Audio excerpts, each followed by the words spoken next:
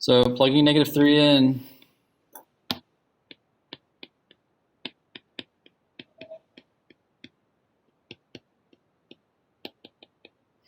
-3 cubed is -27. -3 squared is +9.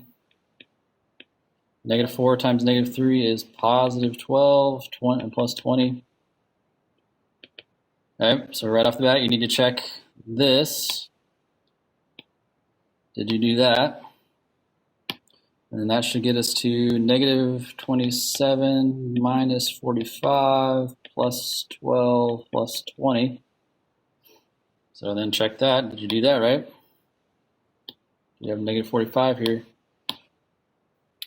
-27 plus 12 is -15, plus 20 would be +5. +5 minus 45 would be -40. So should have gotten -40. Okay. So if that's not what you got, you need to see how I did that and figure out what's going wrong. Right? This is just plugging a number in and doing some arithmetic on it, guys. Okay? But I guarantee most of you are making mistakes in this spot right here, especially those of you who got big answers.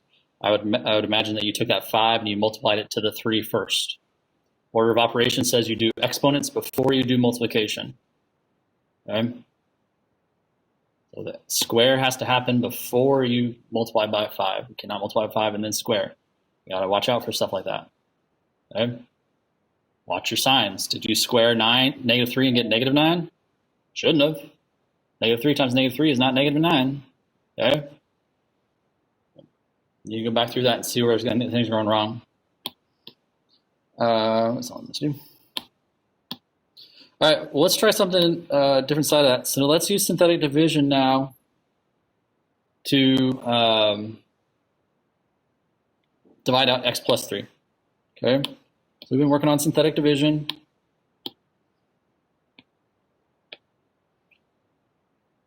What's the first thing we need to look for when we start synthetic? What do we got to watch out for? What's that number one mistake we can make? Yeah, right, Peyton, are the gaps, right? So look at this problem and make sure that they're all there, right? 3, 2, 1, 0, so no gaps. So what am I going to write across the top there? It'd really be easy if you guys would somebody would just say it. 1, -5, -4, and 20. Okay, so grabbing those numbers off the top, thank you, Jet.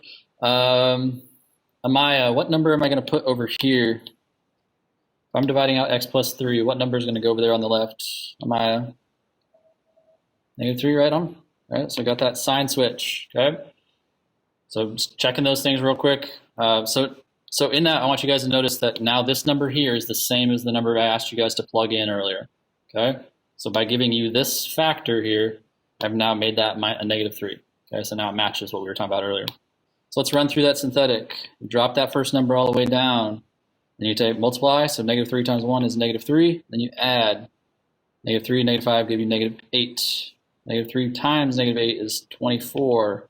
When you add down, you get 20. Multiply, we get -60. Add down, we get -40. What? Didn't we just see -40 earlier? Okay. By plugging in -3 into the function, we got -40. By dividing -3 out of the function, we got -40. Okay. So what I want you guys to see here is that plugging the number in, doing just straight evaluation, which you guys have been doing for years, and some of you are struggling with, you can get the same answer by doing what's called synthetic evaluation. Okay, so we called it synthetic division because we were trying to divide something out. We can also do what's called synthetic evaluation. So by dividing out the -3, we get the same remainder is the same as our answer. So I want you guys to see how those are connected.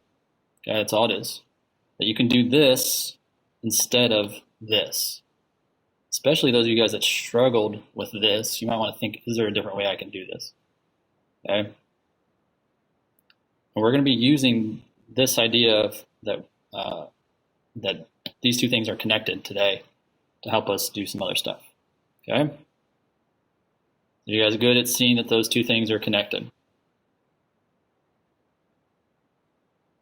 Yes, no? I got a mystery thumb from somewhere.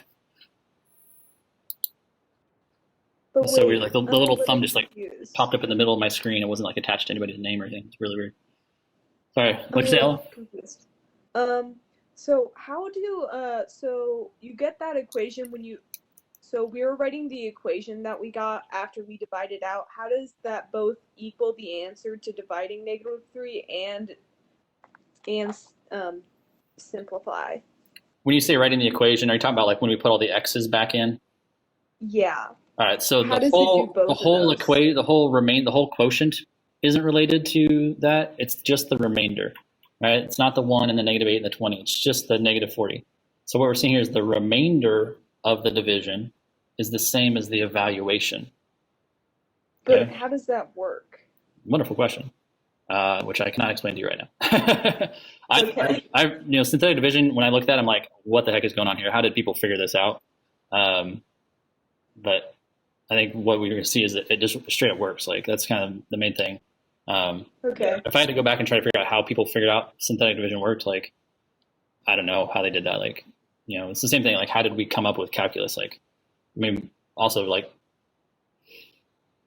culture was different back then too, because there was like a larger class of people dedicated to studying mathematics than maybe we see right now. But also the mathematics wasn't as advanced as it is now. So the mathematicians that are working now are studying much higher things. They're not solving quadratics anymore, but hundreds of years ago, there were people that were dedicated trying to figure out how to solve quadratic equations. And now we know that, and we teach it to teenagers.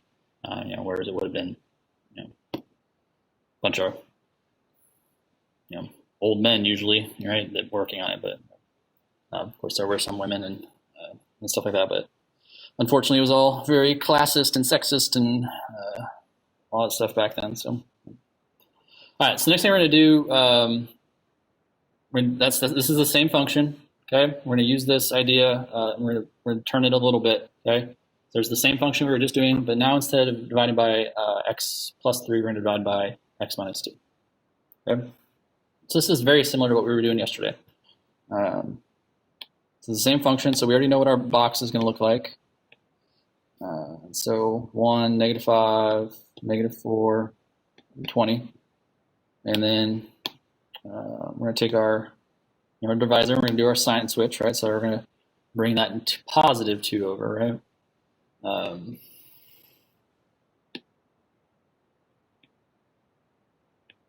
So let's run through that again real quick, right? 2 times 1, of course, is 2, and -3, yeah, it's not a 3. And then 2 times -3 is -6, and then -4, -6 give you -10, and 2 times -10 is -20. Add that down and we get 0. Okay, so we have no remainder.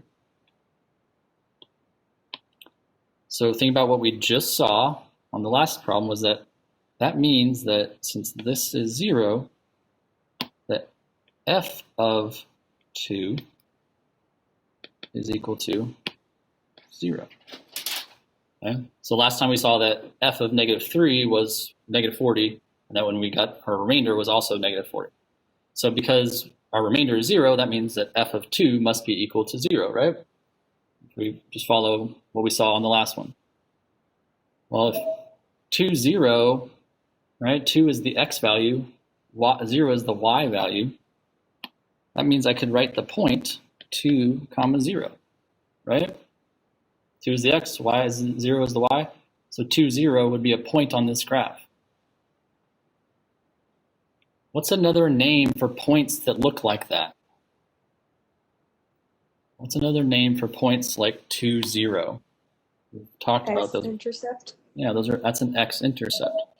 All right, so we just found one of the x-intercepts of this function, right? That 2, 0. So I'm just doing a little sketch. You guys we're gonna finish up this little sketch later, so it's gonna be real rough. Just no tick marks or anything like that. But there's my 2, 0, right? So there's my x-intercept right on. I think it was Ella, right?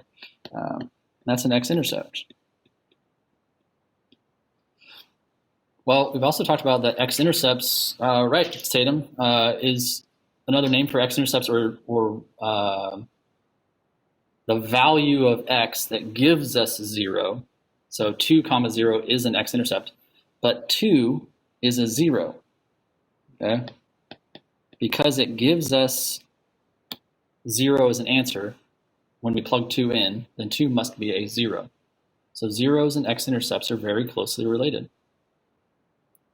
Okay? And we've been talking about that. It shouldn't be anything that's brand new to you guys. Okay? They're very closely related. So what we want to do now that we have one of the zeros, we know that 2 is one of the zeros, we're going to use that to help us find the rest of the zeros. Okay? This problem has more zeros. Okay? And so now we're going to bring that stuff that we were doing yesterday and the day before, like writing the rest of the problem, that kind of like you were bringing up earlier, Ella. There's our remainder, there's our constant, there's our x squared. Okay, so now we're going to put those x's back into the problem. And our goal here is to find the rest of the zeros of this. We know that 2 is one of the zeros, but now we want to find the rest of them. And so that gives me x squared minus 3x minus 10. Right? And I don't need that 0 there, right? The remainder is 0, I don't need to write it. Well, there's a couple more words that are related to zeros and x-intercepts. I know with my classes I said it a bunch of times. You should have 4 words that are kind of connected to each other in your head. Zeros and x-intercepts and 2 other things.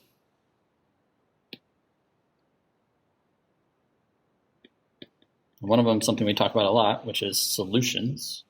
And the other one is something we haven't really talked about much at all, which is roots. So zeros, x-intercepts, solutions, and roots are all very, very closely related. Okay?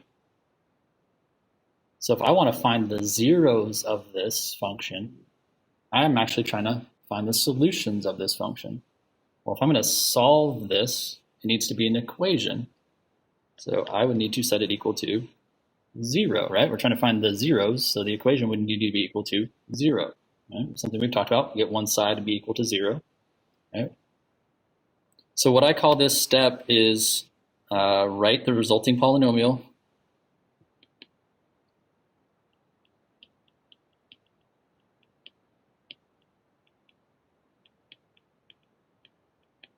Okay, so that's what I'm calling this. This is, when I say resulting polynomial, it's this. Okay?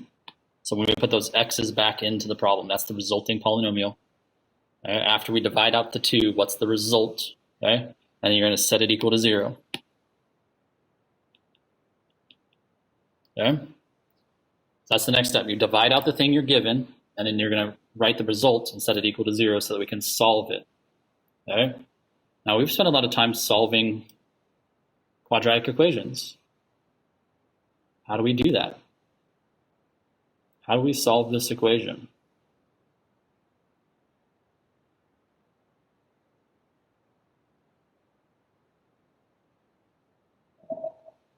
Yeah, right on, Tatum. We solve it by factoring.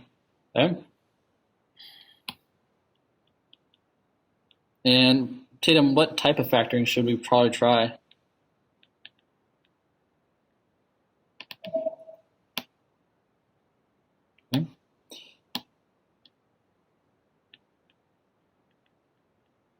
And in this case, right, we should be using AC method to solve this, like Tatum said. Remember, when you're doing factoring, that you're always supposed to look for a GCF first. You glance at that and you very quickly see that there's not a GCF there, right? But that should always be the first thing, right? And then we have AC method, we have difference of squares. I think it's really about all we're going to see as far as what we're going to be up to. Okay, maybe grouping. Okay. You guys have, quite a few tools in your factoring toolbox, GCF, AC method, grouping, difference of squares. Those are going to be your things.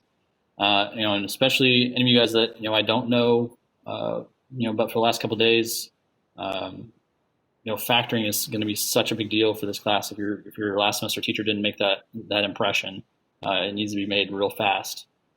If you can't factor well, this semester is not going to go great either. Okay. Imagine if you couldn't factor well, that last semester didn't go great. It's not going away. Okay, I really try to make that impression on my students. The first semester, it's something really important to this class is to be able to factor. So if you can't factor well, you need to be getting help factoring ASAP. Just gonna put that out there. Okay. So if this is the AC method, what's our first step? What's our AC? -10. -10. Okay, and what do we need that -10 to do for us? Add to -3. Add to -3. And again, any of you guys that are new to me, this is just my notation. This is how I write out my AC method work. So if it looks weird, if you had a different way of doing it, do it your way. Okay, it's just purely like the way I like to write it. So it's the same question you would be asking your teacher asked you last semester. You should be asking yourselves, but it's just the way I write it. Okay, so I need factors of -10 that add to be -3. So what are our factors of -10 that add to be -3? Right on, 2 and -5. Remember what we do with those? We take that x squared and then plus 2x minus 5x and minus 10, and it should still be equal to 0. Don't drop off that equals 0. It needs to be there.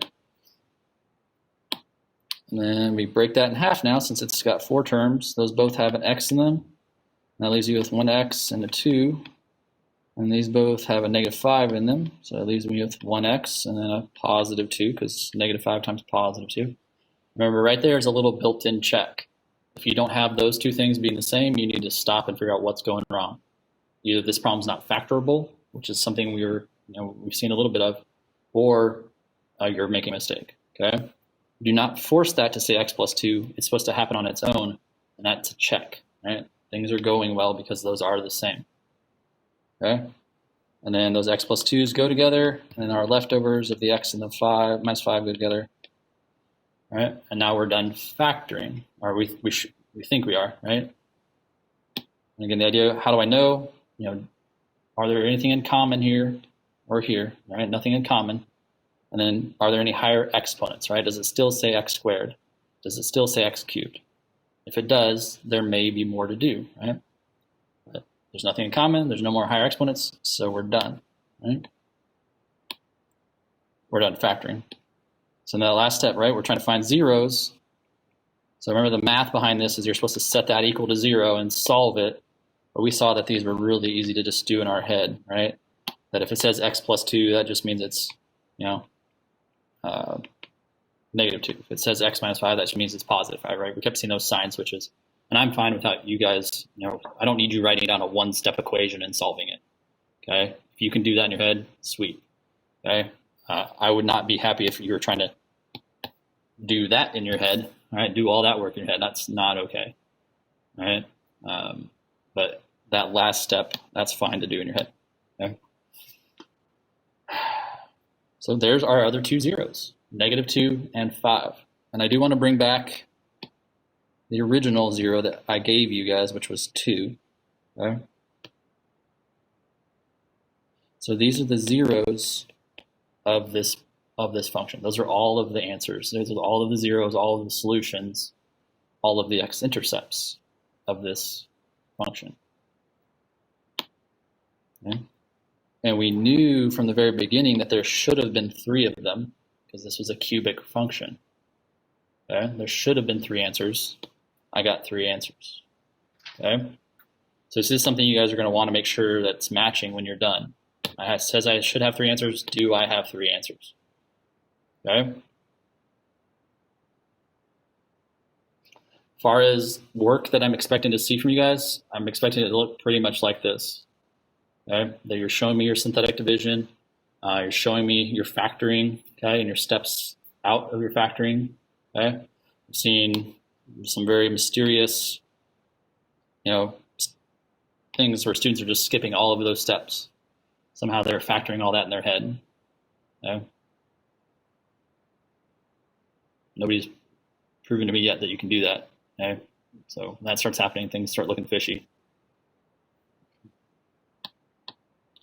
All right, so I'm gonna go back to that sketch real quick. We had our 2 that we already plotted. I'm gonna kind of figure out where 5 looks like. Maybe that's over there, and then where -2 is, maybe that's over here. So those are the x-intercepts of this function. You guys will need Desmos, available to yourself, or graphing calculator available when you're doing your work and stuff, and we'll be practicing this later here. But So I'm going to go ahead and bring up my Desmos app. You guys, open it up on your computer or your graphing calculator, whatever it is. Is it this one? No, it wasn't. It was this one. Okay. So there's our function. Just be aware that when I use this app, I use what's called the projector mode. I hit that little wrench that's up there in the top left. And there's projector mode. It just makes everything kind of fatter. So if you're wanting the graph to be a little bolder for yourself, then that's there for you. Okay. So if we look at that graph and we look at those x-intercepts, right, it's really easy to just tap on those and it pops them up for it. And there we can confirm that we did it right. So this is definitely something you guys want to be doing. Did I do the problem right? Well, when I look at the graph, yeah, -2, 2, and 5. That's what I got. Sweet. Okay. And the next thing I want to do is just real quick sketch. Okay. Look at the shape of this, right? If you look at it, it kind of looks like an N, right? The left side is going down forever. The right side's going up forever. It's doing a dipsy doodle in the middle. Okay. It's running through those 3 points. It's kind of got this N shape. We're doing a real quick sketch. That's all it is. Okay. So left side should point down, should go up a ways, curve back down through the 2, go down a ways, curve back up through the 5, right? Arrows on both ends. So just real quick sketch what the graph looked like, right? We see our x-intercepts, our roots, our zeros, our solutions. We see those represented on the graph as those x-intercepts, and just kind of getting a general idea of what the shape of that looks like, okay?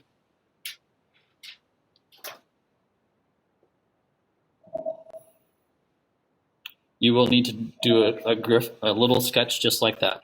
I'm not expecting you guys to use coordinate planes or anything like that. It's really just about getting general shape and just kind of locking in that the zeros and the x-intercepts are the same thing, right? That we have these numbers over here, they represent something very real on this graph, those x-intercepts. So just trying to connect the visual. Yes, it can look just like this. I'm happy with that, okay? You do not need to use coordinate planes. Notice I don't care. I didn't go and try to figure out how high or low it was going. I'm just trying to get general shape. That's it. Right? We'll get to the fancier stuff later. I don't want you guys there right now. Okay. Let's try that again.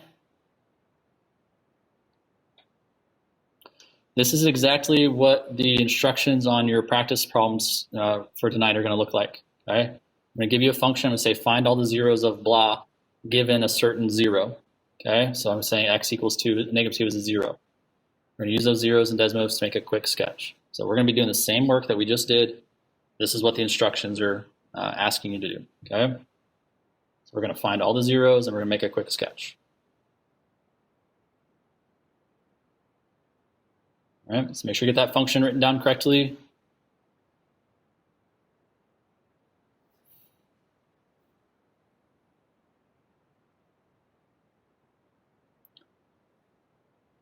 So first thing, right, we're going to divide out the answer we know so we can find the other ones we don't know. That's the first thing we did last time. We took the thing we knew, right, and you're always going to be given something and get rid of it so that you can find the other things, right? So we want to divide it out. So we're going to use our synthetic division, okay? So we're going to start with that synthetic. So we set up our little half box. As we set up our half box, we go back and look at the problem and check for gaps, okay? You're going to do like 12 problems that don't have any gaps in it. And all of a sudden one will pop up on you, okay? And you're going to get all honked up. Okay? So always check for gaps. Don't see any though. So 1, 6, 3, -10. Okay? So drop down your coefficients. X equals -2 is a 0. Notice how I'm not saying divide by x minus 2 or something like that. I am telling you what the 0 is. 2 was the 0 here. That was the number I put there.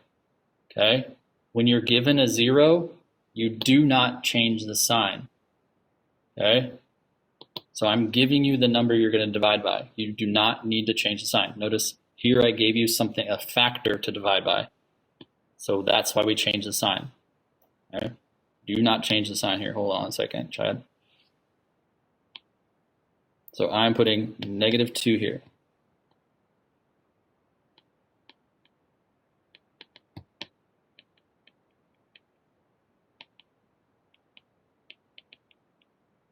All right? Do not change the sign. All right? You're being given different information. That is why we are treating it differently. All right? I'm not giving you a factor to divide by or a possible factor to divide by. I'm giving you the 0 to divide by. So that's why it's different. Chad, remember if there's a gap, like imagine that this wasn't there, right? If it just went x cubed and then dropped down to 3x, right? We need that placeholder. So if there was no x squared term, you would go in and say, hey, there's 0 x squareds. And then when you write out your box, you put a 0 there. Right? You fill the gaps with a 0. You remember that? Okay, good question. So we're going to divide by -2. Let's do that. Drop that first number down. We get 1. -2 times 1 is -2. 6 plus -2 is 4 times -2 is -8. It gives me -5. -5 times -2 is +10, which gives me 0. If I gave you a 0, you better get 0 as your remainder.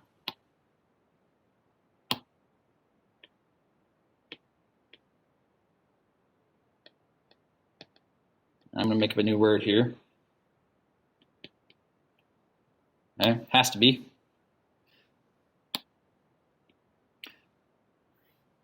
In this process, guys, when I give you a 0, your remainder has to be 0, right? We just defined that a minute ago. This is like your first check in the problem. Are things going well? He said do this. I'm supposed to get 0. Did I get 0? Yes, I did. Sweet, things are working. Okay? This is your first check within the problem. Okay? If that's not 0, that means you're messing up your synthetic division. So you can go back and figure it out. What's going wrong? Is it only if we're given the 0? Yes. If it's just random division, Peyton, we have no idea what the remainder is going to be, like we've been doing, right? We've just been dividing by random things. I'm very specifically giving you a 0 here. You better get 0 as your answer, right? So that, again, that's part of the reason it's named that, right? Because the answer is supposed to be 0. Right? That's why they're called zeros. Okay. Right? So where do we go from there, right? We take out the answer we know, the answer I gave you, we take it out. We're shrinking the problem. Now we're writing the resulting polynomial. There's my remainder, there's my constant, there's my x squared. So where am I now? I'm at x squared plus 4x minus 5. Do you guys see how the problem is smaller now? This was the problem we started with. We started with a cubic, and I was basically saying, hey, solve this cubic equation for me. Tell me what the answers are. Well, now we have a quadratic. Okay? We made the problem smaller by getting rid of something we knew. Now we can focus on the things we don't know. And we know a lot more about solving quadratics than we know about solving cubics. This should be easier to us. We know more about this. We've got a lot more practice doing this. Okay? So we write the resulting equation, or write the resulting polynomial, and we can make sure we set it equal to 0, just like we did last time. Okay?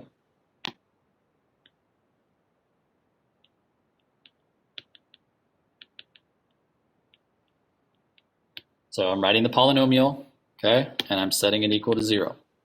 So after we divide out that thing and we check that we got 0, we write our new equation, our new smaller equation, right? So important that you guys see that we've shrunk it. It went from a cubic to a quadratic. Should be easier now. And then we go, well, how do I solve this quadratic equation? Most of the time, it's going to be some sort of factoring, okay? Right? Yeah, and we see 3 terms, right? So we say, oh, I'm going to factor this, right? Most of the time, we're going to be factoring to solve. Right? Yeah, in this case, we're thinking about AC, right?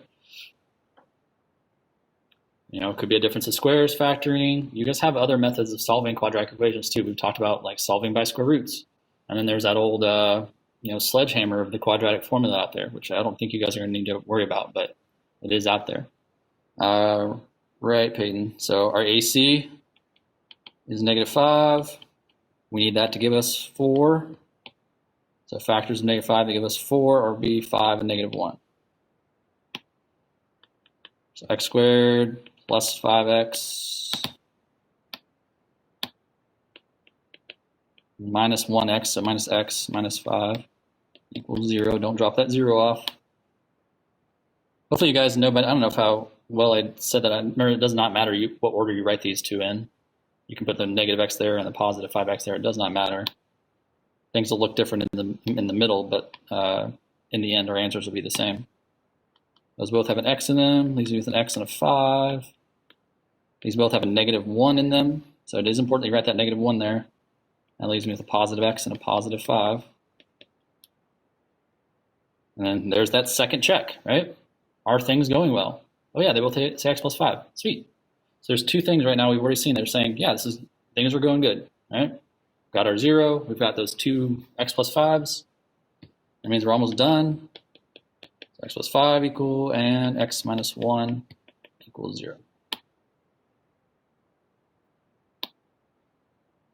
And then we look at that and say, oh, all that means x is -5. Oh, this is x equals +1. And don't forget the one Mr. Baker gave me, which was -2, right? Or no sign switch, right? It's -2.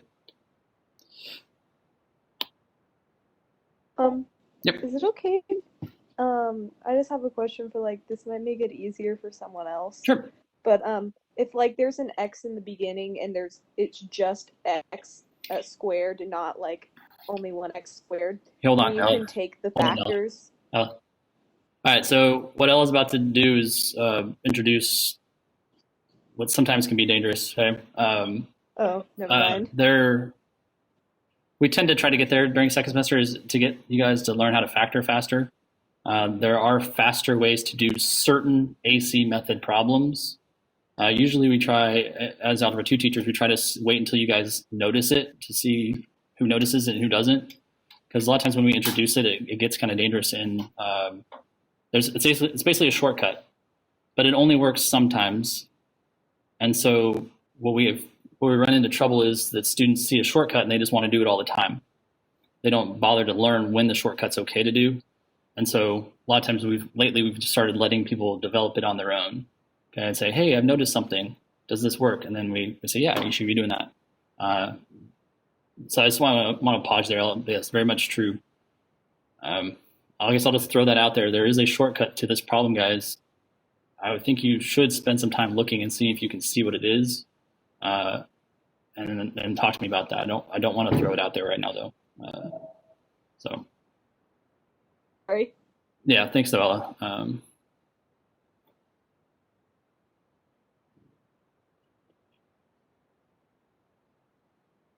Yes. Okay. Okay. Let me just finish this real quick because I know we're kind of short on time. So, so we got -2. That's been in the back of my mind to bring up, Ella. So you're not ruining anything. I just been so rushed doing some other stuff. I didn't get to it. All right. So there's the zeros, right? Just quick sketch. Let's go look at, and Connor, I see your chat. So here's our graph. Went and had that already prepped for you guys. Again, you guys will need to have your Desmos app or your graphing calculator going. So there we see our x-intercepts like we said they were, right? And then just general shape. Oh, it's pretty much like the last one, right? The left side's going down, right side's going up. Looks like an N, okay? So just a quick sketch.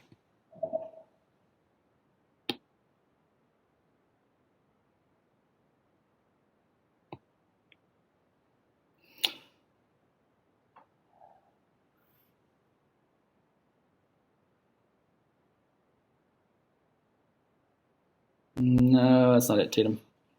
Yes, if you guys, Connor, so if you guys want to resubmit an assignment, I told you guys about, if you hit the submit button on those assignments, it locks everything in, which I certainly understand why you guys would want to submit, and it is at some points helpful to me that to know that you have submitted it. But it also means if you want to fix things, I have to clear it out. So you just have to let me know that you want it cleared, and I can clear it, and then you can go and put a new picture in.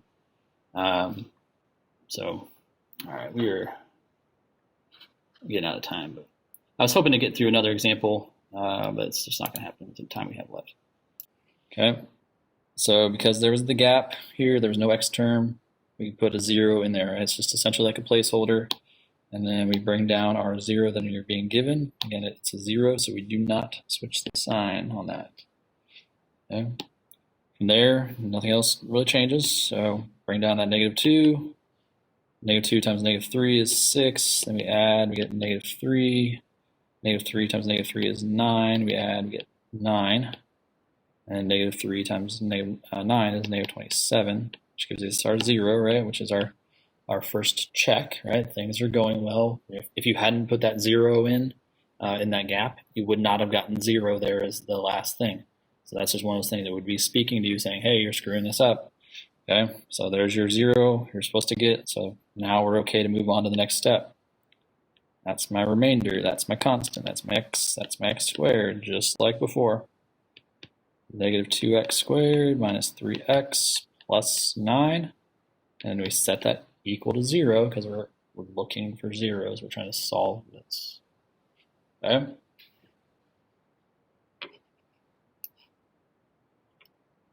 You guys on track with me? All right. So AC method, right? That's the next. We've actually never solved an AC. We've done one AC method problem, like something about this that's different than every other AC method problem we've ever done. Okay, and you generally don't want problems look like this. You might have heard me say something multiple times about how we want AC problems to look to make them easier. Okay, we do not want A to be negative. When we factor, we don't want A to be negative. So there's a couple different ways that we could change that. Right, one thing we could just do is just divide everything by -1. And that essentially just changes all the signs. Okay? And as long as I divide everything by -1, even 0, I have to divide the whole equation by -1, then the signs all change and we're good to go. Or the other thing we think about is, what if I just moved everything to the other side of the equal sign, right? I add 2x squared, I add 3x, I subtract 9, and just move everything to the other side of the equal sign. Has the same effect. Okay? So whatever you're doing, whether you're dividing everything by -1, whether you're multiplying everything by -1, whether you're just moving everything to the other side, we don't want A to be negative. Okay? So pick your poison there. I don't care. You just don't want A to be negative. All of the signs have to switch. Okay? I'm just going to divide by -1.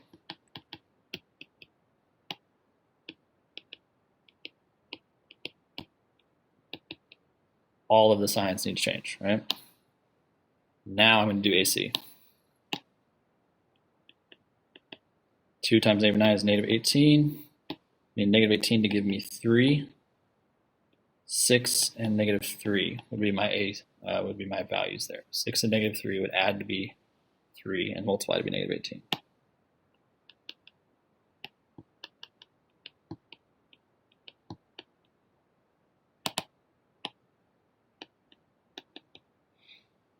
And then we're getting real close on time.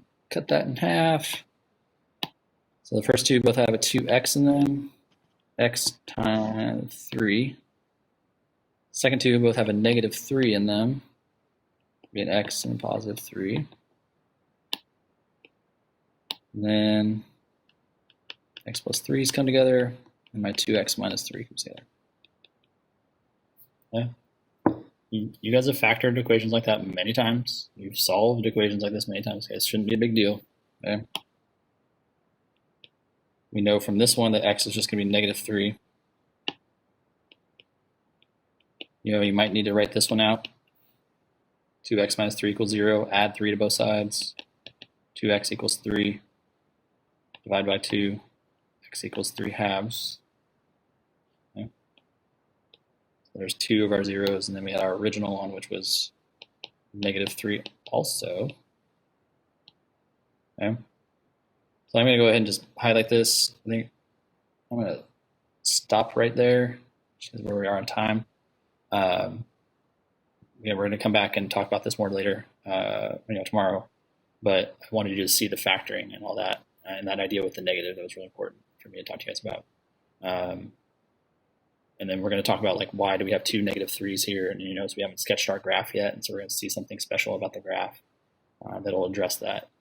But I wanted you to really see that factoring. So.